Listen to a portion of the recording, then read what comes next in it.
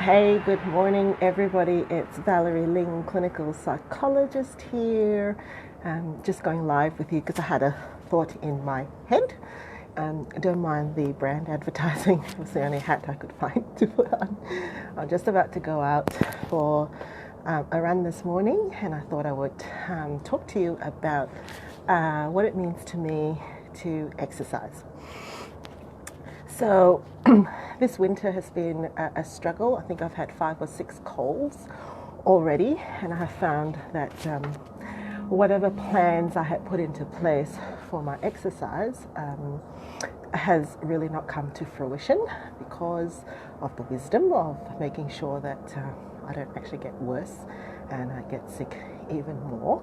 And it made me think about, all right, sometimes you can really be very hard on yourself if things don't go according to plan. This week I actually had the great privilege of conducting two group sessions with some people as part of my burnout prevention method, I suppose.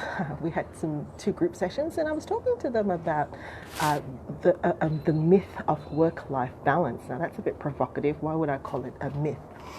Well, I suppose if you see work-life balance as coming to a kind of a formula where everything that you do in terms of your work balances out really nicely with your life. That is, whatever drains you and then whatever you put in. And sometimes that can lead to some rigid expectations or assumptions. And if you don't achieve that perfect balance, or when stuff in life just happens that you can't control or you can't predict, but are important, prevents you or frustrates the formula that you have for work-life balance, we can actually feel quite discouraged. We may actually want to stop altogether, or we may actually stop the process of just constantly evaluating and making sure that we're standing up in our life.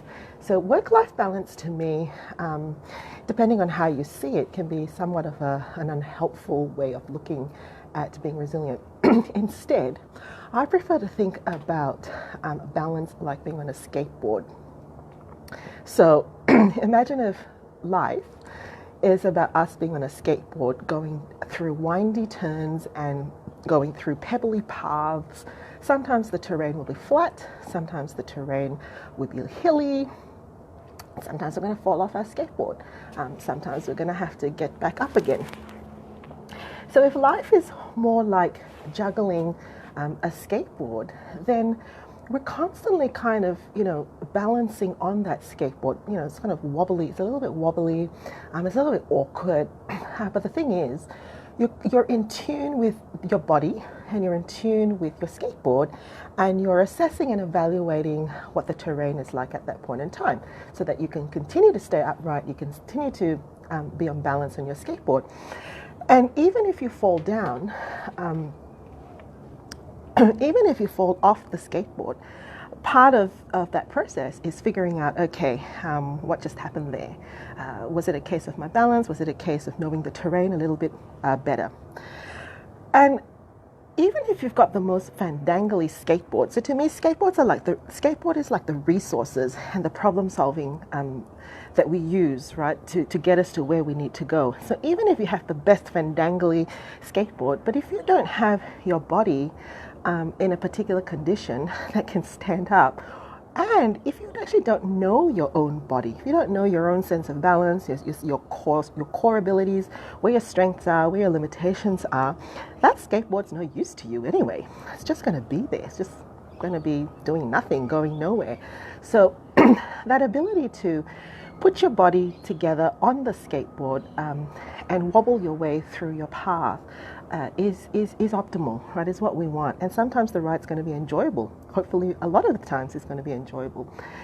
So taking care of your body, knowing your body, being intimate with it, comes from a variety of things. And one of it is through our exercise, through actually getting it to move and appreciating when it's moving and having compassion when it needs to go slow. So I'm in the season right now where the variety in my exercise is going to include a running regime. I think I'm ready for that. I've spent some weeks doing some other things. But it's also something that I feel like I want to enjoy feeling my body move that way. So I'm going to start and I'll catch you later.